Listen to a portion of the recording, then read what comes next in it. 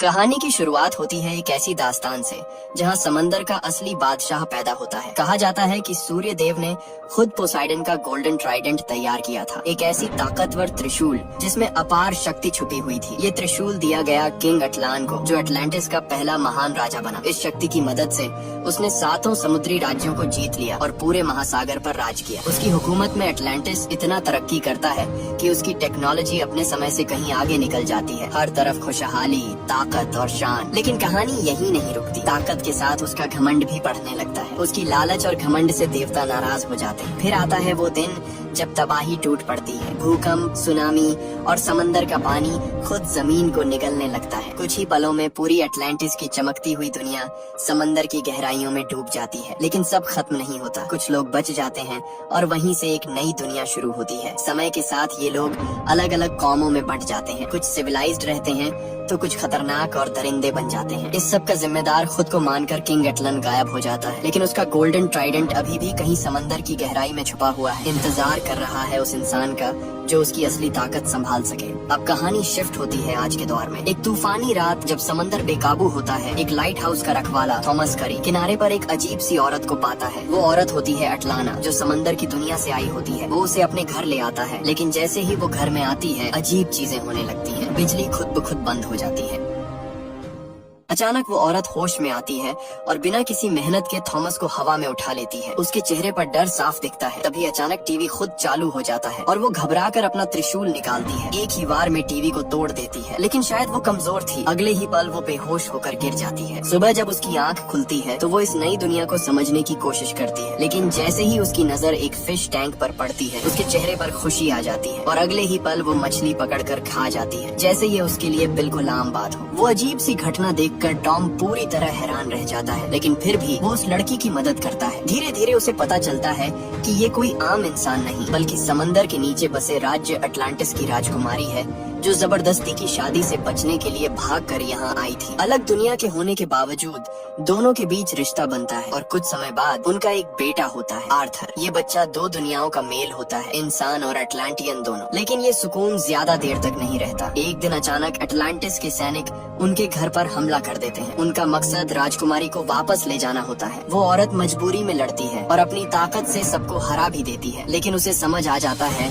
कि खतरा अब भी खत्म नहीं हुआ। अपने बेटे की जान बचाने के लिए वो आखिरकार खुद वापस समंदर में जाने का फैसला कर लेती है और टॉम को अकेला छोड़ देती है। समय बीतता है और आर्थर बड़ा होने लगता है। उसके अंदर खास ताकतें होती हैं। वो समुद्री जीवों से बात कर सकता है और उन्हें कंट्रोल भी कर सकता है। उसकी ट्रेनिंग शुरू होती है ताकि वो अपने असली मकसद को समझ सके। एक वफादार गुरु उसे लड़ना, त्रिशूल चलाना और अपनी ताकत को कंट्रोल करना सिखाता है। लेकिन अभी भी वो पूरी तरह तैयार नहीं होता, क्योंकि उसके अंदर इंसानी जज्बात भी उतने ही मजबूत होते हैं। धीरे धीरे आर्थर अपनी ट्रेनिंग में मजबूत होता जाता है। उसका गुरु उसे अटलांटिस की पूरी हिस्ट्री और कल्चर सिखाता है। आर्थर अब पानी के अंदर आसानी से सांस ले सकता है, बहुत दूर तक साफ देख सकता है और गहरे समंदर का प्रेशर भी उस पर असर नहीं करता। उसकी स्पीड इतनी तेज हो जाती है जैसे पानी में कोई मिसाइल चल रही हो। इसी दौरान उसे अपनी फैमिली का सच पता चलता है। उसकी माँ अटलांटिस लौटने के बाद एक और बेटे को जन्म देती है, लेकिन राजा को जब पता चलता है कि उसने एक इंसान से रिश्ता बनाया था तो वो गुस्से में आकर उसे सजा देता है। ये सब जानकर आर्थर के अंदर गुस्सा और दर्द दोनों बढ़ने लगते हैं। उधर दूसरी तरफ एक अलग कहानी चल रही होती है। कुछ खतरनाक पायरेट्स एक न्यूक्लियर सबमरीन पर हमला करके उसे कब्जे में ले लेते हैं। वो सिर्फ लूटपाट ही नहीं करते, बल्कि बेगुनाह लोगों को भी मारते हैं। उनमें से एक लड़का जो अपने बाप के साथ पायरेट बना होता है, पहली बार खुद को साबित करने का मौका पाता है। उसका बाप उस पर गर्व करता है और उसे एक खास डैगर देता है जो उनके खानदान की निशानी होती है। लेकिन किस्मत को कुछ और ही मंजूर होता है। अचानक उसी सबमरीन पर आर्थर पहुंच जाता है। वो अकेले ही पूरी सबमरीन को कंट्रोल कर लेता है। गोलियां उस पर असर नहीं करती और वो दरवाजे को शील्ड की तरह इस्तेमाल करके आगे बढ़ता है। जैसे ही वो पास आता है वो दुश्मनों को एक एक करके आसानी से हरा देता है। कोई गोली चलाता है, कोई हमला करता है, लेकिन आर्थर हर किसी पर भारी पड़ता है। उसकी ताकत और स्पीड देखकर सब डर जाते हैं। कुछ ही देर में वो सभी बंधकों को बचा लेता है, लेकिन तभी अचानक वो लड़का, छोटा पायरेट, सामने आ जाता है, जिसके दिल में आर्थर को हराने का जुनून होता है। वो पूरी ताकत से हमला करता है, लेकिन उसके लिए आर्थर से लड़ना नामुमकिन होता है। उसकी छुरी आर्थर को कुछ नहीं कर पाती और कुछ ही पलों में आर्थर उसे पूरी तरह हरा देता है। यहाँ साफ दिख जाता है कि इंसान और अटलांटियन की ताकत में कितना बड़ा फर्क है। फिर उसका बाप, बड़ा पायरेट, आगे आता है और चालाकी से ग्रेनेड फेंक देखकर आर्थर को रोकने की कोशिश करता है। धमाका होता है, धुआं फैल जाता है, लेकिन आर्थर बच जाता है। इससे पहले कि वो भाग पाता, आर्थर बिजली जैसी स्पीड से हमला करता है और एक लोहे की रॉड फेंककर उसे दीवार से चिपका देता है। आर्थर उसे मारना नहीं चाहता, इसलिए उसे छोड़कर जाने लगता है, लेकिन लालच और गुस्से में वो पायरेट फिर से हमला करने की कोशिश करता है। इस बार हालात बिगड़ जाते हैं। एक एक्सप्लोजन से सबमरीन का हिस्सा टूट जाता है और एक भारी टॉर्पीडो उसके बाप की टांग पर गिर जाता है। अब वो फंस जाता है और निकल नहीं पाता। उसका बेटा घबराकर आर्थर से मदद मांगता है, लेकिन उसका बाप समझ जाता है कि अब बचना मुश्किल है। वो अपने बेटे को भागने के लिए कहता है। बेटा जाने से मना करता है, लेकिन मजबूरी में आखिर उसे जाना पड़ता है। रोते हुए, गुस्से और दर्द के साथ वो अपने बाप को वहीं छोड़कर निकल जाता है। कुछ समय बाद आर्थर की ये बहादुरी पूरी दुनिया में खबर बन जाती है। लोग उसे हीरो मानने लगते हैं। एक दिन कुछ लोग बाइकर्स उसके पास आते हैं। पहले लगता है कि शायद वो दुश्मन है, लेकिन असल में वो सिर्फ उसके साथ फोटो लेना चाहते हैं। आर्थर को पहली बार एहसास होता है कि वो अब एक आम इंसान नहीं रहा। वो लोगों के लिए एक हीरो बन चुका है, लेकिन उसे अभी नहीं पता कि आगे उसकी जिंदगी में और भी बड़े तूफान आने वाले हैं। एक रात आर्थर अपने पिता को घर छोड़ने जा रहा होता है। तभी अचानक समंदर में कुछ अजीब होने लगता है। एक बहुत बड़ी लहर उठती है और पूरा का पूरा एक वॉरशिप किनारे तक आ जाता है। इससे पहले कि वो कुछ समझ पाते, एक विशाल सुनामी सब कुछ अपने अंदर निगल लेती है। आर्थर किसी तरह बच जाता है, लेकिन उसका पिता कार में ही फंस जाता है। चारों तरफ गंदा पानी, मलबा और अंधेरा। उसे कुछ समझ नहीं आता कि क्या करे। तभी अचानक एक रहस्यमयी लड़की सामने आती है। वो अपनी ताकत से पानी को पीछे धकेलती है और आर्थर के पिता को बचाने में मदद करती है। उसका पिता बेहोश हो चुका होता है, लेकिन वो लड़की अपनी पावर से उसके फेफड़ों से पानी निकालकर उसे वापस जिंदा कर देती है। आर्थर के लिए ये किसी चमत्कार से कम नहीं होता, लेकिन जब वो चारों तरफ देखता है तो पूरा गांव तबाह हो चुका होता है। हर तरफ सिर्फ तबाही ही तबाही। अगले दिन ये खबर पूरी दुनिया में फैल जाती है। मीडिया बताता है कि ये सिर्फ एक जगह नहीं, बल्कि कई जगहों पर ऐसा ही भयानक हमला हुआ है। समुद्र का कचरा, जहाज, यहाँ तक कि बड़े बड़े वॉरशिप्स भी किनारे पर फेंक दिए गए। लेकिन असली सच अभी भी दुनिया से छुपा होता है। ये कोई नेचुरल डिजास्टर नहीं, बल्कि किसी की सोची समझी चाल है। समंदर के नीचे एक अहम मीटिंग चल रही होती है। तभी अचानक जोरदार धमाका होता है। पूरी अंडर वाटर दुनिया हिल जाती है। पता चलता है कि इंसानों की न्यूक्लियर सबमरीन ने हमला कर दिया है और टॉर्पीडो दागे जा रहे हैं। पहला धमाका सबको चौंका देता है और दूसरा हमला तो और भी खतरनाक साबित होता है। चट्टानें टूटने लगती हैं, कई सैनिक मारे जाते हैं और हालात पूरी तरह बेकाबू हो जाते हैं। ऐसा लगता है जैसे इंसानों ने खुलकर जंग का ऐलान कर दिया हो। इसी बीच बाओ, ओशन मास्टर, तुरंत जवाबी कार्रवाई करता है। वो अपने हथियार और ताकत से सबमरीन पर हमला करता है। जैसे ही तीसरा टॉर्पीडो आता है, उसे बीच रास्ते में ही रोक दिया जाता है। फिर बाओ अपनी त्रिशूल जैसी ताकत से सबमरीन को तहस नहस कर देता है। ये सब देखकर दूसरे समुद्री राज्य के राजा भी हैरान रह जाते हैं और उन्हें लगता है कि अब इंसानों के खिलाफ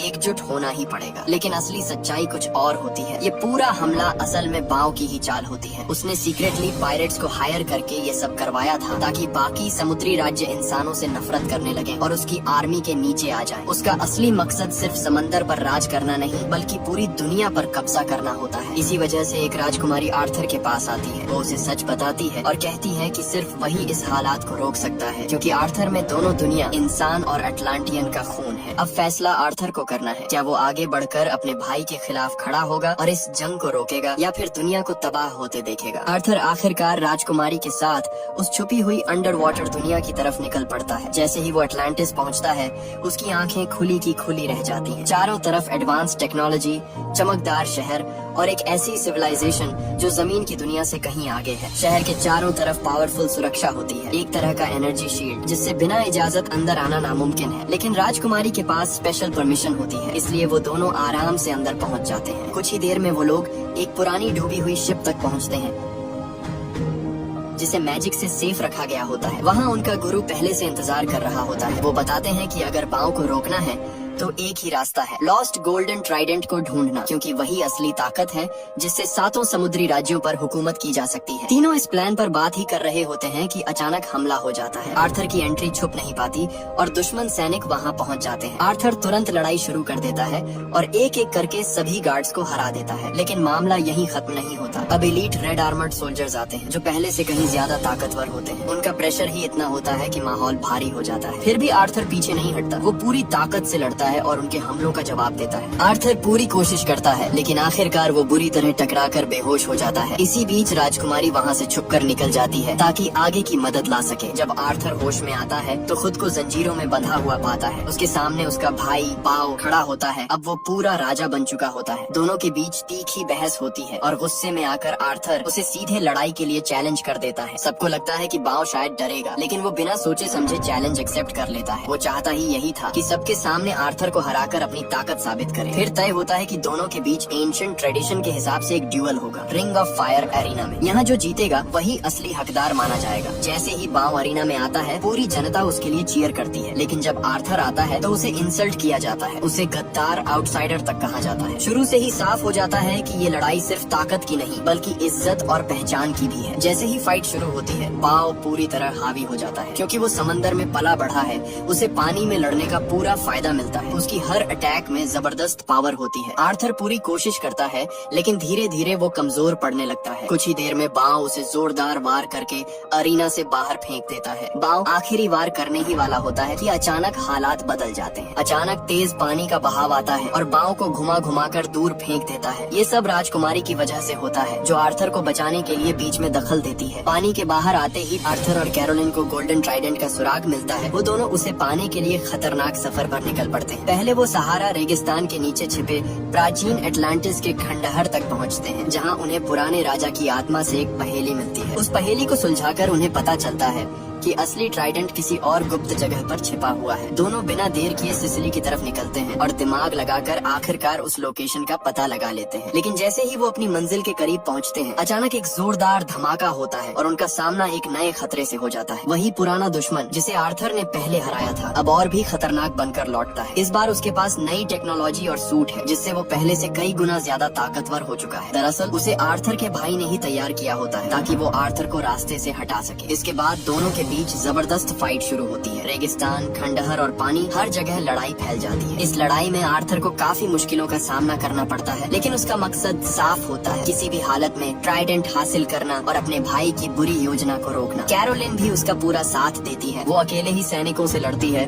उनके हथियार छीनती है और मौका देखकर वहाँ से निकल जाती है। तभी एक बड़ा खतरा सामने आता है। एक भारी घंटा बेल गिरने वाला होता है जो एक मासूम लड़की को मार सकता है। आर्थर बिना सोचे समझे आगे बढ़कर अपनी जान की परवाह किए बिना उस वार को खुद पर ले लेता है। लेकिन यही मौका देखकर दुश्मन फिर से हमला करने की तैयारी करता है। दुश्मन एक हाई वोल्टेज भाला आर्थर की पीठ में मार देता है जिसमें करीब 20,000 वोल्ट का करंट होता है। दर्द के बावजूद आर्थर हार नहीं मानता। वो उसी भाले को पकड़कर दुश्मन को अपनी तरफ खींच लेता है। जैसे ही वो उसे बाहर निकालता है उसे पता चलता है कि ये बहुत लंबा और घातक हथियार है। लेकिन इससे पहले कि वो संभल पाता दुश्मन फिर से अपने पुराने हथियार के साथ उस पर हमला कर देता है। इस बार लड़ाई और भी ब्रूटल हो जाती है। आर्थर पूरी ताकत लगाकर उसे दूर फेंकता है लेकिन दुश्मन हवा में उठकर फिर से अटैक करता है। तभी आर्थर उसकी एक छोटी सी गलती पकड़ लेता है और जमीन से एक भारी चीज उठाकर सीधे उसकी गर्दन पर दे मारता है। जोरदार धमाका होता है और दुश्मन दूर जाकर खाई में गिर जाता है। कुछ पल के लिए लगता है कि खतरा टल गया लेकिन असल मुश्किल अभी बाकी होती है। दूसरी तरफ कैरोलिन सैनिकों से घिरी होती है। लड़ते लड़ते वो एक तहखाने सेलर में गिर जाती है जहाँ दुश्मन उसे पकड़ लेते हैं। गलती से पानी का सिस्टम बंद हो जाता है और एटलांटिस के लोगों के लिए पानी ही जिंदगी होता है जैसे इंसानों के लिए हवा। हालात बेहद खराब हो जाते हैं लेकिन कैरोलिन घबराती नहीं। वो अपनी मैजिक से जोरदार धमाका करती है जिससे पूरा तहखाना टूट जाता है और दुश्मन खत्म हो जाते हैं। जब सब शांत होता है तो वो देखती है कि आर्थर बुरी तरह घायल पड़ा है। वो उसे बचाती है और धीरे धीरे आर्थर होश में आता है। इसके बाद दोनों मिलकर उस जगह पहुंचते हैं जहां गोल्डन ट्राइडेंट छुपा हुआ है, एक खतरनाक समुद्री खाई, ट्रेंच किंगडम। लेकिन यहाँ भी खतरा खत्म नहीं होता। अचानक एक डरावना समुद्री राक्षस सामने आ जाता है। आर्थर बिना डरे उस पर हमला करता है लेकिन इससे वो और ज्यादा भड़क जाता है। जहाज पर चारों तरफ समुद्री राक्षस चढ़ने लगते हैं। हालात इतने खराब हो जाते हैं कि दोनों को मजबूरन जहाज छोड़कर समुद्र में कूदना पड़ता है। लेकिन नीचे का नजारा और भी डरावना होता है। चारों तरफ लाखों की संख्या में भूखे समुद्री राक्षस तैर रहे होते हैं। ये वही पुराने समुद्री राज्य के लोग थे जो वक्त के साथ भयानक क्रीचर्स में बदल गए। कैरोलिन अपनी मैजिक से रास्ता बनाने की कोशिश करती है लेकिन इतनी बड़ी संख्या के सामने वो भी मुश्किल में पड़ जाती है। दोनों किसी तरह गहराई की तरफ भागते हैं जहाँ हालात और भी अनजान और खतरनाक हो जाते हैं। अचानक एक तेज रोशनी सब कुछ बदल देती है। जब लगता है कि अब बचना नामुमकिन है तभी एक रहस्यमयी ताकत कैरोलिन को बचा लेती है। वो एक बिल्कुल अलग अलग और छुपी हुई दुनिया में पहुंच जाते हैं, एक हिडन सी वर्ल्ड जहां सब कुछ अलग है। यहीं सबसे बड़ा ट्विस्ट आता है। उन्हें बचाने वाली कोई और नहीं बल्कि आर्थर की माँ होती है, जिसे सब मरा हुआ समझते थे। इतने सालों बाद माँ बेटे का मिलना कहानी को एक इमोशनल मोड़ दे देता है। जैसे ही आर्थर उस रहस्यमयी जगह पर पहुंचता है, उसकी माँ उसे तुरंत पहचान लेती है। असल सच्चाई सामने आती है, उसे मरा हुआ नहीं बल्कि सालों से इस हिडन दुनिया में फंसा हुआ रखा गया था। वो बताती है कि यहाँ से बाहर निकलने का सिर्फ एक ही रास्ता है, गोल्डन ट्राइडेंट, जिसे एक खतरनाक समुद्री दैत्य कराथन गार्ड करता है। ये दैत्य सिर्फ उसी के आगे झुकता है जो असली समुद्र का राजा हो। आर्थर बिना डरे आगे बढ़ता है, लेकिन शुरुआत में उसकी हालत बहुत खराब हो जाती है। कराथन उसे एक झटके में दूर फेंक देता है। ताकत का फर्क साफ दिखता है। ऐसा लगता है जैसे आर्थर के लिए ये नामुमकिन है, लेकिन आखिरी पल में उसके अंदर छुपी असली ताकत जाग जाती है। वो समुद्री जीवों से बात करने की अपनी रेयर एबिलिटी इस्तेमाल करता है। यही चीज कराथन को रोक देती है। पहली बार वो आर्थर को सिर्फ एक इंसान नहीं बल्कि असली वारिस के रूप में देखता है। यहीं से गेम बदल जाता है। कराथन उसे स्वीकार कर लेता है और आर्थर आखिरकार गोल्डन ट्राइडेंट हासिल कर लेता है। जैसे ही वो उसे पकड़ता है, उसके अंदर जबरदस्त पावर जाग उठती है। उसकी आंखें चमकने लगती हैं और पूरा समुद्र जैसे उसके कंट्रोल में आ जाता है। अब वो सिर्फ आर्थर नहीं बल्कि असली किंग ऑफ द ओशन बन चुका होता है। उधर दूसरी तरफ उसका भाई अपनी सेना के साथ बाकी समुद्री राज्यों पर हमला कर रहा होता है ताकि पूरी दुनिया पर राज कर सके। लेकिन अब सिचुएशन बदल चुकी है क्योंकि असली राजा लौट चुका है। अब फाइनल बैटल शुरू होने वाली है जहां फैसला होगा कि समुद्र का असली हकदार कौन है। आर्थर का भाई अपनी पूरी फौज के साथ हमला कर देता है। हजारों वॉरशिप्स समंदर में तूफान की तरह आगे बढ़ती हैं। एडवांस हथियारों की मदद से वो दुश्मन की डिफेंस तोड़ देता है और खुद एक विशाल शार्क पर बैठकर फ्रंट लाइन में लड़ता है। जहाँ से वो गुजरता है वहाँ सिर्फ तबाही ही दिखती है। दूसरी तरफ भी दुश्मन पीछे नहीं हटता। उनके स्पेशल सैनिक और हथियार जबरदस्त टक्कर देते हैं, जिससे पूरी जंग और भी खतरनाक बन जाती है। कुछ देर के लिए लगता है कि आर्थर का भाई जीत जाएगा, लेकिन तभी अचानक सब कुछ बदल जाता है। जमीन फटने लगती है, चारों तरफ आग और लावा निकलने लगता है और फिर एक विशाल समुद्री दैत्य उभर कर सामने आता है। ये नजारा इतना खतरनाक होता है कि बड़े बड़े जहाज भी उसके सामने खिलौने जैसे लगते हैं। और इसी दैत्य के ऊपर खड़ा होता है आर्थर। अब वो पूरी तरह बदल चुका होता है। उसके हाथ में गोल्डन ट्राइडेंट होता है और उसकी मौजूदगी ही बता देती है कि असली राजा कौन है। आर्थर के आते ही पूरा गेम पलट जाता है। वो अपनी नई ताकत से दुश्मन की फौज को आसानी से पीछे धकेल देता है। जहाज, हथियार सब उसके सामने बेकार साबित होते हैं।